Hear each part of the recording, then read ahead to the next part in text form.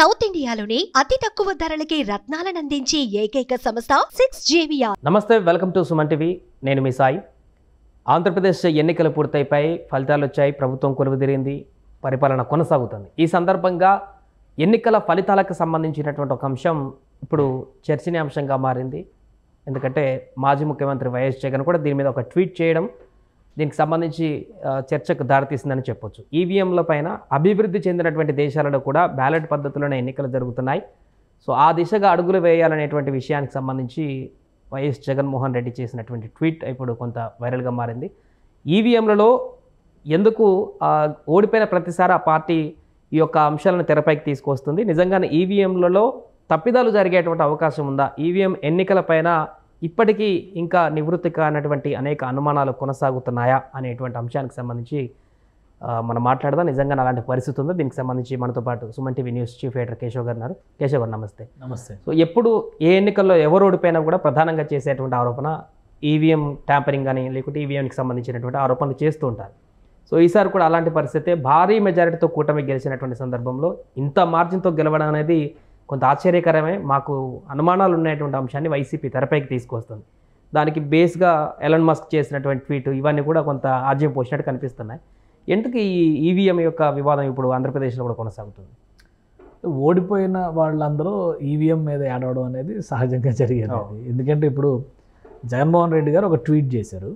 దాని కౌంటర్గా టీడీపీ నుంచి చేసిన ట్వీట్లు ఒకసారి చూస్తే 2019 ఎలక్షన్స్ అప్పుడు జగన్మోహన్ రెడ్డి గారి రియాక్షనే దానికి ఆన్సర్. ఆయన చేసినటువంటి ట్వీట్కి టీడీపీ ఇచ్చినటువంటి ఆన్సర్ ఏంటంటే, లాస్ట్ టైం జరిగినప్పుడు అప్పుడు కూడా 151 సీట్లు గెలుస్తాం అనేది, 23 సీట్లకు చంద్రబాబు నాయుడు పడిపోవడం అనేది, వాస్తవానికి చంద్రబాబు నాయుడు ప్రభుత్వం అప్పట్లో అంతో ఇంత పనిచేసింది.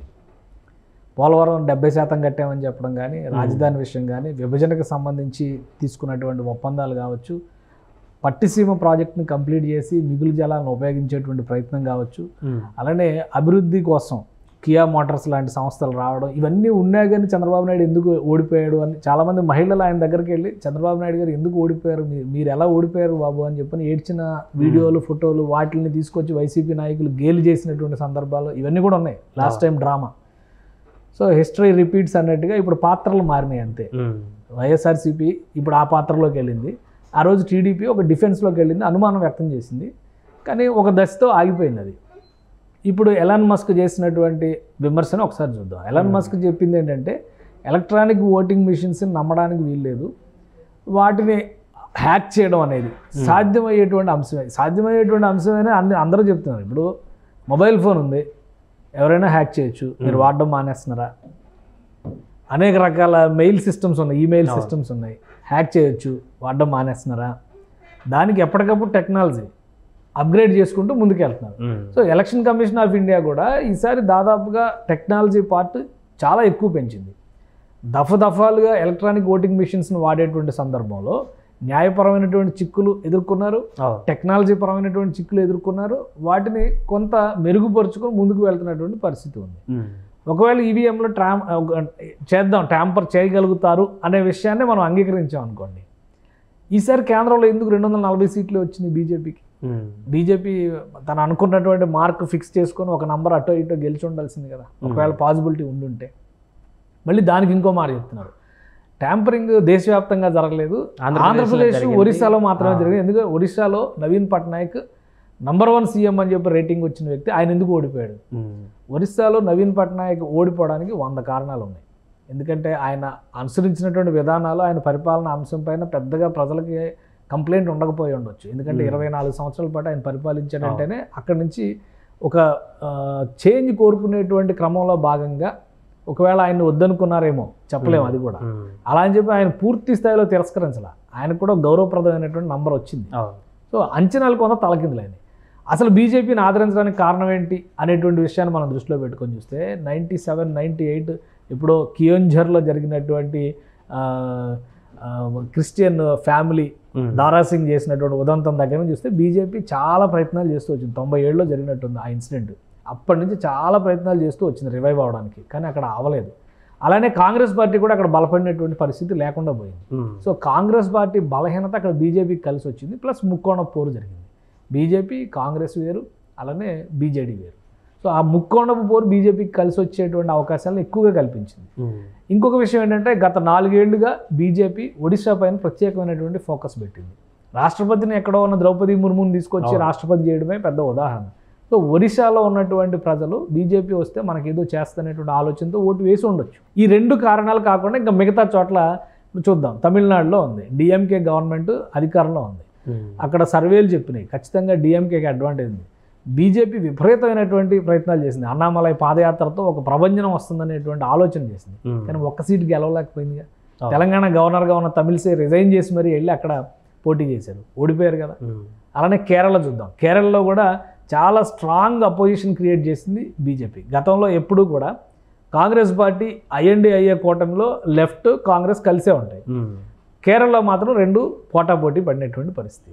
బీజేపీ పోటీ ఒకే ఒక్క సీట్ అక్కడ గెలిచింది. మనం లక్షద్వీప్ పర్యటన దగ్గర నుంచి చూస్తే ప్రధానమంత్రి అక్కడ బీజేపీని ఎలా బలోపేతం చేయాలనేటువంటి ఎజెండాతోనే ముందెళ్ళారు కదా. కానీ మరి అక్కడ గెలవలేకపోయారు కదా. కర్ణాటకలో అధికార పార్టీ మీద ఉన్నటువంటి కాంగ్రెస్ పార్టీ మీద ఉన్నటువంటి వ్యతిరేకత అక్కడ బీజేపీకి కలిసి వచ్చింది. ఆంధ్రప్రదేశ్లో కూటమి కట్టడం అనేది కలిసి వచ్చింది. తెలంగాణలో ఏం మ్యాజిక్ జరిగింది మరి? 8 సీట్లు ఎందుకు వచ్చినాయి బీజేపీ? అక్కడ ఒక ముక్కోణపు పోరు జరిగింది, బీఆర్ఎస్, కాంగ్రెస్, బీజేపీ. సో ఆ ఈక్వేషన్లో బీజేపీ అడ్వాంటేజ్ తీసుకుంది. ఇలా దక్షిణ భారతదేశంలో ఈ ఎలక్షన్స్కి సంబంధించి మనం చూస్తే సో అనుమానాలు ఉండొచ్చు, కానీ అనుమానాలు పరిధి దాటి ఉంటే అసహ్యంగా ఉంటుంది. జగన్మోహన్ రెడ్డి గారు ఇచ్చినటువంటి స్టేట్మెంట్ ఈరోజు ఆయన ఓడిపోయినప్పుడు ప్రజాస్వామ్యం గుర్తొచ్చింది. అంటే ప్రజాస్వామ్యయుతంగా నటించడం అయినా కానీ చేయాలి, న్యాయం చేసినట్టుగా అన్నా ఉండాలి, న్యాయం చేయాలి, న్యాయం చేసినట్టుగా అన్నా ఉండాలి. అదేవిధంగా ప్రజాస్వామ్యం పరిరక్షించే విధంగా ఉండాలంటే పదే అదే కదా స్థానిక సంస్థల విషయంలో జరిగింది ఏంటి?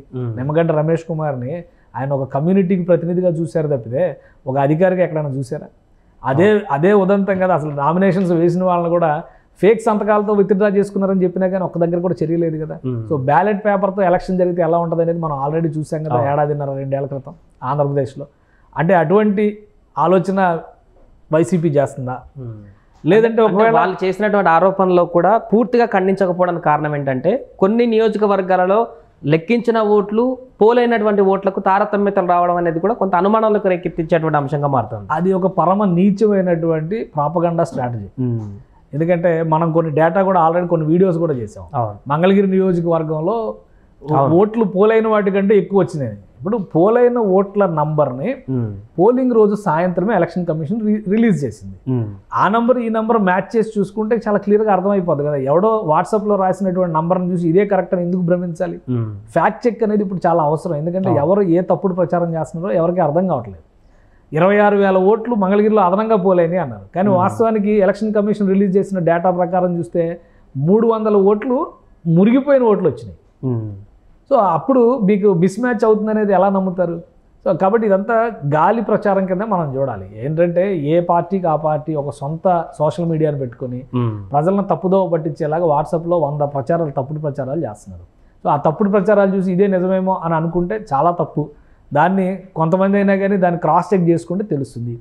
ఈవీఎం మిషన్ల మీద ఎప్పటికప్పుడు చాలా అనుమానాలు వచ్చినాయి. కానీ అనుమానాలు వచ్చినా కానీ మీరు లాస్ట్ టైం చూస్తే 2015 ఎలక్షన్స్లో ఢిల్లీలో ఆమ్ ఆద్మీ పార్టీని ఓడించాలనేటువంటి ఉద్దేశంతో అబాలిష్ చేసి మరి అసెంబ్లీని అబాలిష్ చేసి మరి అధికారంలోకి వచ్చిన వెంటనే 6 నెలల నుంచి ఏడాది లోపే బీజేపీ ప్రభుత్వం అక్కడ ఎలక్షన్స్కి వెళ్ళాలని ఎన్డీఏలో కేంద్ర ప్రభుత్వం ఎలక్షన్స్కి వెళ్ళాలనేటువంటి సంకేతం ఇచ్చింది. బీజేపీ దానికి ప్రణాళిక చేసింది. మరుసటి ఆ ఎలక్షన్స్లో జరిగినటువంటి ఇమీడియట్గా ఆ రద్దు తర్వాత జరిగినటువంటి ఎలక్షన్స్లో ఆమ్ ఆద్మీ పార్టీ 60 సీట్లు ఉన్న దానిలో 57 సీట్లు 59 సీట్లు గెలిచి అధికారంలోకి వచ్చింది. మరి ఆ రోజు ఈవీఎం మిషన్స్ పనిచేయలేదా? హ్యాక్ చేయలేదా? పంజాబ్లో మనం చూసాం. పంజాబ్లో ఆమ్ ఆద్మీ పార్టీ అధికారంలోకి ఎలా వచ్చింది? అది ఈవీఎం మిషన్ల ప్రభావం అనుకోవాలా కాదనుకోవాలా? సో ఇట్లాంటివి చాలా ఉదంతాలు కనిపించినప్పుడు ఆంధ్రప్రదేశ్ని అమెరికాలో ఎలాన్ మస్క్ చేసిన కామెంట్కి పోలిక పెట్టడానికి అవకాశం లేదు. ఎందుకంటే అమెరికాలో అక్కడ డిఫరెంట్ డెమోక్రాటిక్ సిస్టమ్ ఉంది. రాష్ట్రాల వారీగా పార్టీలు అధినేతలను ఎన్నుకోవడం, తర్వాత ఎవరైతే అధ్యక్ష పదవికి పోటీ పడతారో వాళ్ళని ఎన్నుకోవడం. అక్కడ సెనేటర్ కంటే కూడా అధ్యక్షుడు పవర్ఫుల్. అంటే ఇక్కడ మనకేంటి పార్లమెంట్ ఈజ్ పవర్ఫుల్. పార్లమెంట్లో చేసేటువంటి చట్టమే ఫైనల్.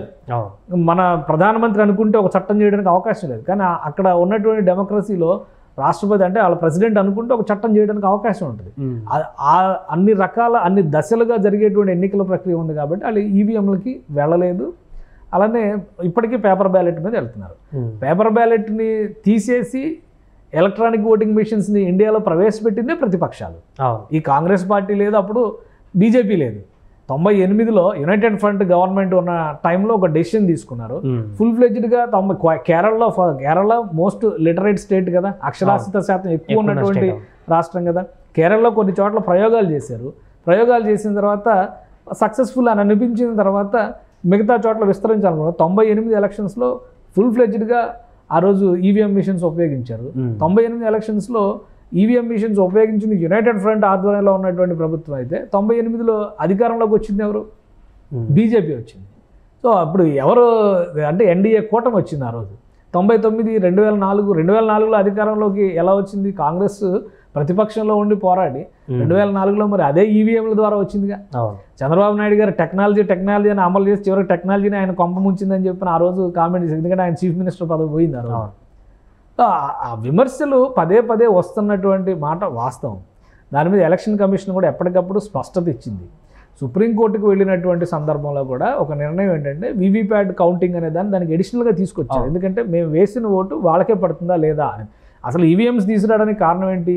క్యాలిక్యులేషన్ అంటే ఓటింగ్ కౌంటింగ్ సందర్భంలో వేగంగా కౌంటింగ్ పూర్తి చేయడానికి, ఓటు వేసేటువంటి క్రమంలో చెల్లని ఓట్ల శాతాన్ని తగ్గించుకోవడం కోసం. సో వేగవంతమైనటువంటి నిర్ణయం. ఇంత పెద్ద డెమోక్రసీలో ఇన్ని 543 దేశవ్యాప్తంగా నియోజకవర్గాలు ఉంటే దాదాపు ఒక్క ఆంధ్రప్రదేశ్లోనే 4 కోట్ల మంది ఓట్లు వేసినటువంటి పరిస్థితిని మనం చూసాం కదా. సో అంత పెద్ద నంబర్లో ఓటింగ్ జరిగినప్పుడు దాన్ని కౌంట్ చేయడం కానీ, ఆ ప్రక్రియను ముందుకు తీసుకెళ్ళడం కానీ చాలా సంక్లిష్టమైనటువంటి సందర్భం. అంటే గతంలో జరిగినటువంటి ఎలక్షన్స్ చూస్తే 1994, 96లో జరిగినటువంటి ఎలక్షన్స్ అవి చూస్తే కౌంటింగ్ అయ్యి రిజల్ట్ వచ్చేసరికి తెల్లారిపోయినటువంటి సందర్భాలు కూడా ఉన్నాయి. సో ఆ డ్యూరేషన్ని మనం తగ్గించుకోవడం కోసమే ఎలక్ట్రానిక్ ఓటింగ్ మిషన్స్లోకి వెళ్ళాము. దాని శాస్త్రీయతని చాలా సందర్భాల్లో పరీక్షించారు. దాన్ని హ్యాక్ చేయడానికి అవకాశం ఉందా లేదా అనేటువంటి అన్నీ కూడా అపోహలుగానే కొన్ని సందర్భాల్లో కొంతమంది ప్రూవ్ చేసేటువంటి ప్రయత్నం చేశారు. దాన్ని మళ్ళీ ఎలక్షన్ కమిషన్ ఓవర్కమ్ చేసామనేటువంటి అంశాన్ని కూడా కోర్టులకు విన్నవించింది. ఆ తర్వాత వీవీప్యాట్ అనేటువంటి వ్యవస్థని దానికి అటాచ్ చేశారు. ఓటు వేసిన తర్వాత అందులో ప్రింట్ అవుతుందా లేదా. ఒకవేళ హ్యాక్ చేస్తే కనుక ఈవీఎం మిషన్ మాత్రమే చేస్తారు, ప్రింట్ అయిపోయిన స్లిప్లను ఎలా చేస్తారు అనేది కూడా ఒక ప్రశ్న. చేయలేరు కదా. ఇప్పుడు ఈవీఎం నిబద్ధత నిలబడుతుంది ఆ ఒక్క పాయింట్ దగ్గరే. మిగతా అన్ని అంశాల్లో కూడా మనం అవునా కాదా అనే సందేహాలు ఉన్నాయి. కానీ ఇవి రెండు మ్యాచ్ అయితేనే కదా. ఇప్పుడు అనుమానం వచ్చినప్పుడు ఒక నియోజకవర్గంలో అనుమానం వచ్చినప్పుడు వీవీప్యాట్ కౌంటింగ్ చేస్తే ప్రింట్ అయిన స్లిప్స్ కూడా దాచిపెడా, పైగా 5 ఏళ్ళు ప్రిజర్వ్ చేయాలని సుప్రీంకోర్టు ఇచ్చిన డైరెక్షన్ అది. ఎప్పుడైనా మీకు అనుమానం ఉంటే కేసు వేస్తే మళ్ళీ ఈ వీవీప్యాట్ కౌంటింగ్ చేయడానికి అవకాశం ఉంటుంది. సో ఇన్ని అంశాలు, ఇన్ని వడపోతలు జరిగిన తర్వాత ఇప్పుడు కొత్తగా మళ్ళీ ఈవీఎంల చర్చ జరపడం అనేది సహేతుకమా కాదా అనేది ప్రజలు ఆలోచించుకోవాలి. 2019 ఎన్నికల్లో జరిగినటువంటి పరిణామాలు ఏంటంటే అనూహ్యంగా తెలుగుదేశం పార్టీ ఓడిపోవడం. అప్పుడు చతుర్ముఖ పోటీ జరిగింది ఒక రకంగా చెప్పాలంటే. బీజేపీ వేరు, జనసేన వేరు, టీడీపీ వేరు, వైసీపీ వేరు, కాంగ్రెస్ కూడా వేరు. ఇన్ని రకాల వేరుకుంపట్ల పోటీ జరిగినప్పుడు ఓట్ల చీలిక అనేది ఆబ్వియస్గా ప్రభుత్వ వ్యతిరేక ఓటు అనేది ప్రధాన ప్రతిపక్షానికి కలిసి వచ్చింది. ఎవరు ఊహించిన విధంగా మెజారిటీ వచ్చింది. ఆ రోజు గెలిస్తేనేమో మా గొప్ప, ఈరోజు ఓడిపోతేనేమో మీ తప్పు అంటే కుదరదు కదా ఈవీఎం మీద పెట్టడం అనేది. సో ఇది కూడా అలాంటిదే. జగన్మోహన్ రెడ్డి గారు అనవసరంగా ఆయనకున్న స్థాయిని ఇంకా తగ్గించుకుంటున్నట్టుగా ఉంటుంది ఈ కామెంట్స్, వీటిపైన జరుగుతున్నటువంటి ట్రోలింగ్స్. ఒకవేళ నిజంగా అటువంటి అనుమానాలు ఉంటే కనుక చట్ట ప్రకారం ఏదైనా ఉంటే చట్ట ప్రకారం ప్రయత్నం చేయొచ్చు. చట్ట ప్రకారం ప్రయత్నం చేసినప్పుడు దానిలో ఉండేటువంటి వెసులుబాట్లు అవి ప్రజలకు కూడా ఇంకా మంచిది. ఎందుకంటే 1కి 4 సార్లు ఏది కూడా ఎలక్ట్రానిక్ మిషన్స్ ఎప్పుడు కూడా కన్సిస్టెంట్గా ఒకే రకమైనటువంటి సామర్థ్యాన్ని జీవితకాలం పాటు ప్రదర్శిస్తాయి అనుకోవడానికి లేదు. ఎందుకంటే మనిషి అవయవాల పనితీరు ఎలా అయితే అవుతా ఉందో ఇది కూడా అంతే. సో ఎప్పటికప్పుడు అప్డేట్ చేయాల్సి ఉంటుంది. ఇప్పుడు వాడుతున్నటువంటి ఈవీఎం వర్షన్స్ అప్డేట్ అయినాయా లేదా, అలానే ఈ స్పామ్ వేర్ నుంచి ప్రొటెక్ట్ చేసినటువంటివా కాదా, ఈ అనుమానాలు ప్రజల్లో కూడా ఉన్నాయి. కాబట్టి విపక్షాలు వాటి మీద కేసులు వేయచ్చు, వాటి నిజాయితీని, వాటి నిబద్ధతని ప్రజల ముందర నిలబెట్టేటువంటి ప్రయత్నం చేయొచ్చు. అలా జరిగితే ప్రజాస్వామ్యానికే మంచిది. కానీ ఓడిపోయిన ప్రతిసారి ఈవీఎం తప్పు అని చెప్పి ఏడవడం అనేది మాత్రం కరెక్ట్ కాదు. ఆంధ్రప్రదేశే కాదు, దేశంలో ఎక్కడైనా కానీ మనం కొన్ని ఎన్నికల్ని మనం ఉదాహరణలుగా చూస్తే ప్రతి చోట అటువంటి పరిస్థితే ఉంది. సర్వేలకు కూడా దొరకని నాడి ప్రజల నాడిగా మారిపోయినప్పుడు మనం లాస్ట్ టైం ఎలక్షన్స్ 5 రాష్ట్రాల ఎన్నికలప్పుడు ఏమనుకున్నారు?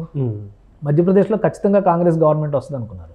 కానీ చాలా క్లియర్ మ్యాండేట్ బీజేపీకి అనుకూలంగా వచ్చింది. ఎందుకంటే అంతకు ముందర కాంగ్రెస్ని ప్రభుత్వాన్ని కూల్చడం కానీ జ్యోతిరాదిత్య సింధియాని తీసుకొచ్చి కేంద్రంలో మంత్రి పదవి ఇవ్వడం కానీ ఇవన్నీ కూడా బీజేపీకి నెగిటివ్ అవుతాయని ఆశించారు అందరూ కూడా. కానీ అది పాజిటివ్ అయింది. ఛత్తీస్గఢ్లో 100% కాంగ్రెస్ ప్రభుత్వం రాబోతుందని చెప్పారు, కానీ అక్కడ బీజేపీ వచ్చినటువంటి పరిస్థితి ఉంది. సో ఇలాంటివి ఎందుకు వస్తున్నాయి అంటే ప్రజల ఆలోచన విధానంలో ప్రజల్ని ఇన్ఫ్లుయెన్స్ చేస్తున్నాయి, ప్రజల్ని ప్రభావితం చేస్తున్నటువంటి కొన్ని అంశాలను బట్టి ఓటింగ్ జరుగుతుంది. ఆ ఓటింగ్ని ఏ విధంగా ఆకర్షించాలి, వాళ్ళని ఏ విధంగా ఆకర్షించుకొని మన వైపు తిప్పుకోవాలనేటువంటి ప్రయత్నాలు ఉండాలి. కానీ మిషన్స్ మీద వీటి మీద చెప్పినంత మాత్రాన ఇప్పుడు అది రివర్స్ అయ్యేటువంటి పరిస్థితి ఉండదు. కొత్త ప్రభుత్వం వచ్చేసింది, ఆల్రెడీ ప్రజల మ్యాండేట్ ఏంటనేది క్లారిటీ వచ్చేసింది, ఆల్రెడీ పనితీరు కూడా పని కూడా మొదలు పెట్టేశారు. సో ఈ ఓన్లీ ఈవీఎంని బేస్ చేసుకుని ఈ రిజల్ట్ తప్పు, ఈ ఫలితం తప్పు అనేటువంటి స్థితి ఈ రోజు అయితే భారత ప్రజాస్వామ్యంలో ఉండకపోవచ్చు అనేటువంటి అభిప్రాయం అయితే నాకు ఉంది. Right sir. అది మొత్తానికి ప్రస్తుతం ఈవీఎం మిషన్కి సంబంధించి చర్చ కొనసాగుతున్న సందర్భంలో మాజీ ముఖ్యమంత్రి వైఎస్ జగన్మోహన్ రెడ్డి ట్విట్టర్లో చేసినటువంటి ఒక అంశం, అభివృద్ధి చెందినటువంటి దేశాల్లో కూడా బ్యాలెట్ పేపర్లు వాడుతున్నాయి, మన దగ్గర ఎందుకు ఈవీఎంలు వాడాలనేటువంటి ఒక పాయింట్ని రైజ్ చేశారు. సో దీనికి సంబంధించి కౌంటర్గా టీడీపీ పార్టీ కూడా గతంలో 2019లో జగన్ చేసినటువంటి కామెంట్స్ను ఉటకాయిస్తూ వారు కూడా కౌంటర్ ఇవ్వడం జరిగింది. ఏమైనా కూడా ఈవీఎం ట్యాంపరింగ్కి సంబంధించినటువంటి అంశం అయితే దేశవ్యాప్తంగా ప్రస్తుతానికి లేకపోయినా ఆంధ్రప్రదేశ్లో ఘోర ఓటమిని చవి చూసినటువంటి వైసీపీలో అయితే కొంత ఆ ఓటమిని బాధ నుంచి కప్పిపుచ్చుకోవడానికి చేస్తున్నటువంటి కామెంట్స్గా చర్చ కొనసాగుతుంది. సుమన్ టీవీలో మీ పర్సనల్ అండ్ బిజినెస్ ప్రమోషన్స్ కోసం కింది నెంబర్కి కాంటాక్ట్ చేయండి.